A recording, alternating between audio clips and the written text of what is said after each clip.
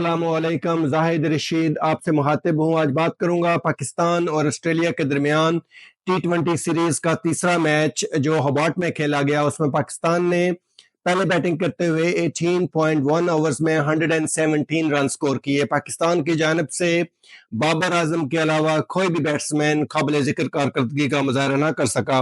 Pakistan cricket board की selection committee ने इस सीरीज में नौजवान खिलाड़ियों को अपॉर्चुनिटी दी कि वो अपने सिलेक्शन को प्रूव कर सकें, और उसमें पाकिस्तान के लिए हसीबुल्लाह हैं, उसके अलावा सुफियान मुकीम हैं, उसके अलावा अब्बास अफरीदी हैं, और जहां दाद उन्हें आज लेफ्ट आर्म बॉलिंग जो फास्ट बॉलिंग करते हैं उन्हें अपना डेब्यू किया आई थिंक। और अरफान अहमद खान नियाजी, इन्होंने बहुत अच्छी पोटेंशियल शो की और आई थिंक इनमें टैलेंट है, इनमें पोटेंशियल है कि वो इंटरनेशनल अरीना में खेल सकते हैं। उन्होंने अपनी सिलेक्शन को प्रूव किया। अलबत्ता साहबजादा फरहान ने काफ़ी डिसअपॉइंट किया और उन्होंने कोई काबिल जिक्र कारकर्दगी का मुजाहरा नहीं किया।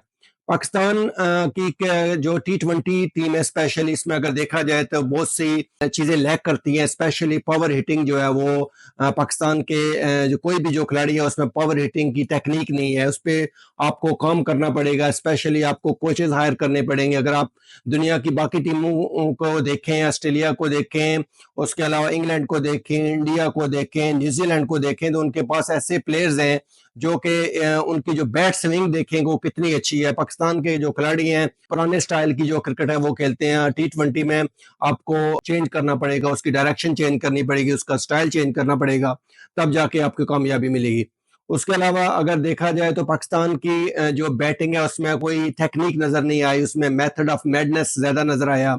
जो भी आया उसने कोई समझ ही नहीं है कि वो किस तरह का स्ट्रोक्स खेल रहे हैं। स्पेशली उस्मान खान ने जो शॉट खेला आज नाइट डिसअपॉइंट किया है। अलबत्ता अगर देखा जाए तो उसमें अरफान अहमद खान नियाजी की जितनी भी तारीफ की जाए कम है। वो बहुत लो डाउन आके खेलते हैं, लेकिन अगर उनको चौथे नंबर पे मौका दिया जाए तो I think he can be a great asset. उनमें वो पोटेंशियल है कि वो इनिंग्स को कैरी ऑन कर सकते हैं। उसके अलावा बाबर आजम ने अच्छी बैटिंग का मुजाहरा किया, क्योंकि उन्होंने वो काफ़ी अरसे से आउट फॉर्म थे। आज उन्होंने अच्छी थोड़ा क्रीज पे वक्त गुजारा और उनको काफ़ी कॉन्फिडेंस मिलेगा इससे वो जब वो साउथ अफ्रीका का टूर करेंगे। उसके अलावा अगर देखा जाए तो पाकिस्तान की टीम में आई थिंक सैम अयूब होने चाहिए थे टी20 सीरीज में, वो नहीं खिलाए। उनको कोई समझ नहीं आई कि वो उस लॉजिक का कि उनको होता कि वो टी20 के बहुत अच्छे बैट्समैन हैं। उसके अलावा फ़खर जमान को भी होना चाहिए था, वो भी नहीं थे। उसके अलावा क्योंकि वनडे क्रिकेट में अगर देखा जाए तो इन दोनों की कारकर्दगी की वजह से पाकिस्तान ऑस्ट्रेलिया में काफ़ी अरसे के बाद वनडे सीरीज जीता था। और उसके अलावा अगर बॉलिंग में देखा जाए तो बॉलिंग में जिस तरह की एबिलिटी बॉलर्स में होनी चाहिए थी वो उसका मुजाहरा नहीं कर सके, क्योंकि शाहीन शाह अफरीदी ने कोई इतनी अच्छी बॉलिंग का मुजाहरा नहीं किया। उसके अलावा हारिस रऊफ को भी अपनी बॉलिंग पे कंट्रोल करना पड़ेगा, स्पेशली वो रन बहुत ज़्यादा कंसीड करते हैं। विकेट तो लेते हैं लेकिन रन्स को भी उनको कंट्रोल करना होगा कि रन्स कम से कम दे ताकि पाकिस्तान को फ़ायदा हो।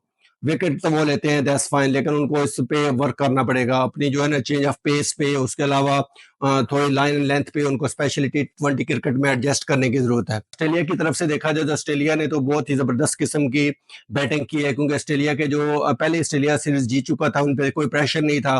लेकिन उनके जो बैट्समैन है उनका देखें आपको खेलते किस तरह टी20, और आप अपोजिशन को भी देख के बाज का सीख लेते हैं कि इस तरह का स्टाइल होना चाहिए। लेकिन पाकिस्तान की क्रिकेट टीम में उन्होंने कसम खाई हुई कि हमने कोई चीज़ सीखनी नहीं है, क्योंकि अगर देखा जाए तो ऑस्ट्रेलिया की तरफ से देखें हम स्टोनिस ने कैसी बैटिंग की है, या टिम डेविड ने, या उसके अलावा जो भी ऑस्ट्रेलिया के, वो उतनी ज़बरदस्त किस्म की उनके उनमें कोई इतना जो है ना वो उनको पता चलता है कि उनको कोई प्रेशर ही नहीं है किसी किस्म का।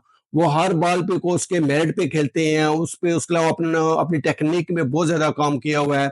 क्रिकेट ऑस्ट्रेलिया को इस बात का क्रेडिट जाता है कि उन्होंने जो टी20 की जो टीम है उसको अगर वो वनडे से या टेस्ट से सेपरेट किया है तो उसमें ऐसे खिलाड़ी इंक्लूड किए जो टी20 फॉर्मेट को सूट करते हैं। तो पाकिस्तान क्रिकेट बोर्ड को भी इस पे जो है ना वो एक मैनेज करना पड़ेगा सब कुछ, क्योंकि इस तरह से काम नहीं चलेगा। अगर आप टेस्ट के प्लेयर डाल देंगे टी20 में, या तो आपको एक प्लेयर्स की सिलेक्शन को भी अच्छा करना होगा। उसके अलावा आपको ये देखना होगा कि हमने इन प्लेयर्स को भी आप एक दें, उनको जिम्मेदारी दें कि आपका ये काम है, आप इस पे काम करें, आपकी बैट स्विंग अच्छी है, आपकी टेक्निक अच्छी होनी चाहिए।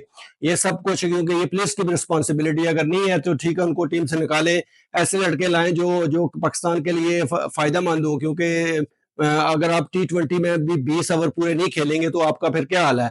तो फिर तो आपका अल्लाह ही मालिक है, ये तो इस तरह से निज़ाम नहीं चलेगा। पाकिस्तान के पास टैलेंट की कमी भी नहीं है, लेकिन उसको बस प्रॉपर्ली यूटिलाइज़ और मेरिट को प्रमोट करने की ज़रूरत है। अगर आप ऐसा करेंगे तो यकीनन आपकी जो क्रिकेट है वो उसका उसका मुस्तकबिल नहायत रोशन है। ये मेरा एनालिसिस था पाकिस्तान का ऑस्ट्रेलिया टूर के बारे में। ऑस्ट्रेलिया की टीम को ने जो ये सीरीज जीती है उनको बहुत-बहुत मुबारकबाद भी पेश करता हूँ, और पाकिस्तान को भी लर्न करना चाहिए, मिस्टेक्स को देखना चाहिए, फिर उस पे काम करना चाहिए, तब अब जाके अब आगे बढ़ सकते हैं, आप पॉजिटिविटी की तरफ जा सकते हैं। आई होप कि आपने मेरा ये एनालिसिस पसंद आएगा, और आप अपना बहुत-बहुत ख्याल रखिएगा। Until the next time I will say good by two you. Thank you very much.